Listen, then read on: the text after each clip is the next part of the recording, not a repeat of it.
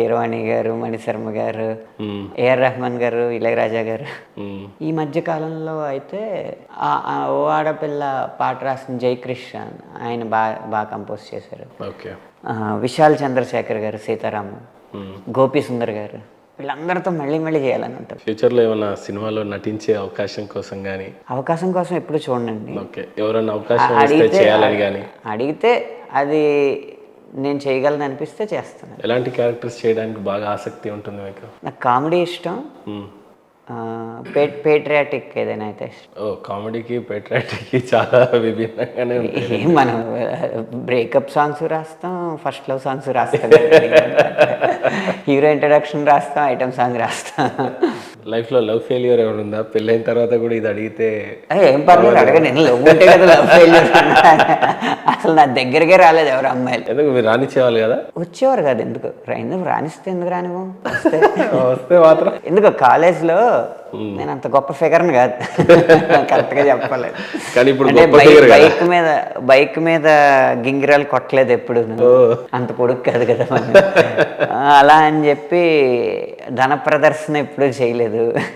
అలా అని చెప్పి పోనీ ర్యాంకులు కూడా కొట్టేయలేదు. 95లు 98లు ఎప్పుడు కొట్టేయలేదు. ఏదో నా చివరిగా 90s చూసింది ఇంటర్ ఫస్ట్ ఇయర్లో, అంతే.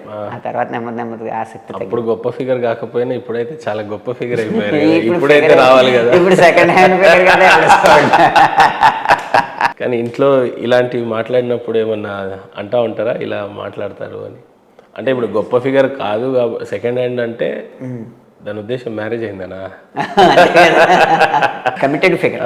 బట్ ఏమైనా ఈ రోజులలో ఏదైనా కామనే కదా. ఏమోండి, ఇప్పటివరకు అయితే జరగలేదు. మరి మీరే ఏదైనా రహస్య కెమెరా పెట్టి నా కార్లోనో నా బ్యాగ్ దగ్గర, పైగా డ్రైవర్లను పెట్టుకోకుండానే తిరుగుతున్నారు. డ్రైవర్లు ఉండరు నాకు, కాబట్టి మీరే ఏదైనా రహస్య కెమెరా పెట్టి కనిపెట్టండి. ఏముంది దాంట్లో? గర్ల్ ఫ్రెండ్తో తిరగాలి అనుకుని ఉన్నప్పుడు డ్రైవర్లను మెయింటైన్ చేయరు, లేదంటే బాగా కోట్లు సంపాదిస్తూ ఉంటే మన రహస్యాలు తెలియకూడదని మెయింటైన్ చేయరు. మరి మీరు ఎందుకు మెయింటైన్ చేయట్లేదు డ్రైవర్ని?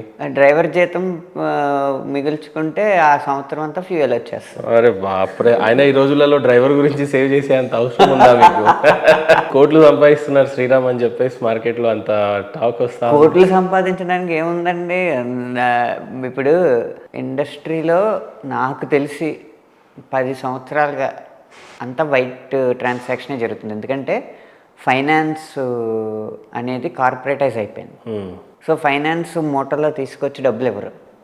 అండ్ అడ్వాన్సెస్ ఉంటాయి కదా, ఓటీటీ అడ్వాన్స్లు, డిస్ట్రిబ్యూటర్ల అడ్వాన్స్లు, అవన్నీ ఎలా వస్తాయి? పేమెంట్లు ఆన్లైన్లో వస్తాయి. బేసిక్గా మీ సంపాదన ఎంత అని అడగటం నాకు ఎవరికి ఇష్టం ఉండదు. నాకైతే అడగడానికి కారణం ఏంటంటే, ఇప్పుడు ఒక్కో సంవత్సరం ఒక్కోలా ఉంటుంది. 2023, 24 నా ఐటీ లెక్కల ప్రకారం 80 లక్షలు ఏదో ఉంది సంపాదన సంవత్సరం మొత్తం. ఇదే బయట కోట్లు అని చెప్తున్నారు. ఎలా వచ్చేస్తాయండి కోట్లు? 50 కోట్లు 100 కోట్లు సంపాదించారు శ్రీరామ్ గారు. పాపులారిటీ అట్లుంది, టీవీ షోస్ అంటే పాపులారిటీని బట్టి టీవీ షోస్ అన్ని వైట్ లో వచ్చాయి కదా. మీకు బ్లాక్ లో వచ్చే అవకాశం ఎక్కడ ఉంది చెప్పండి? సినిమా ఫైనాన్స్ అంతా వైట్ లో ఉంది కాబట్టి ప్రొడ్యూసర్స్ వైట్ లోనే ఇస్తారు. టీవీ షోస్ ఉన్నాయి, టీవీ షోస్ స్టార్ అవ్వచ్చు, జీ అవ్వచ్చు, అవన్నీ కార్పొరేట్స్ కదండి. వాటి పేమెంట్స్ ఎలా ఉంటాయి? విత్ జిఎస్టీ ఉంటాయి. శ్రీరామ్ గారు, యాక్చువల్లీ ఇందాక నేను అన్నట్టు మీ సంపాదన ఎంత అని అడగాలని అనిపించదు బేసిక్గా, కానీ మిమ్మల్ని అడగాలని ఎందుకు అనిపించిందో చెప్తాం. ఈ రోజులలో చూసినట్లయితే కొన్ని కళలు అంతరించిపోతున్నాయి. ఈ రోజులలో ఈ యంగ్ జనరేషన్లో ఎక్స్పెషల్లీ రైటింగ్ ఎంచుకోవడం అనేది చాలా తక్కువ. 1 to 10% అట్లా హార్డ్లీ ఉండొచ్చేమో. ఒక క్లాస్మేట్ తీసుకున్నా అందులో ఒకరిద్దరు హార్డ్లీ సెలెక్ట్ అవుతే గ్రేట్. అట్లాంటిది జస్ట్ మీ స్టార్టింగ్ అప్పుడు మీ రెమ్యునేషన్ గురించి కానీ, ఇప్పుడు ఈ day as and day last పాటకి తీసుకున్నది 15,000 అండి రెమ్యునరేషన్. ఇప్పుడు తీసుకుంటున్నది 3 లక్షలు. ఇప్పుడు మేము ఒక పాట పాడించుకోవాలంటే 3 లక్షలు చెల్లించుకోవాలా? మీకు పాట పాడితే పాడితే మీరు 30,000 ఇవ్వండి, ఎందుకు పాడను? తర్వాత మీ కర్మ అది, నా గొంతులో పాట. ఇప్పుడు 4 పాటలు కావాలి నాకు, ఎంత తీసుకుంటారో చెప్పండి. డైరెక్ట్ ఇంటర్వ్యూలోనే బేరం 12 లక్షలు ప్లస్ జిఎస్టీ సార్. అరే బాపురే, అది కూడా వైట్ లో కావాలి మీకు. వైట్ లో కావాలంటే వైట్ లోనే ఇవ్వాలి. మా దగ్గర black లేదు.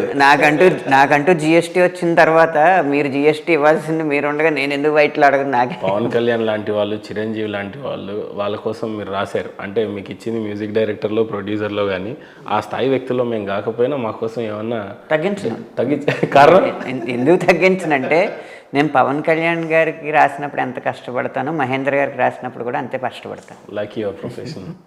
అంతే. అలా కొట్టి పడేస్తారు. ఈ అమ్మాయిలను అయితే ఇంకా ఈజీగా పడేస్తారు కదండి. ఏం పడలేదు సార్ ఇప్పటివరకు.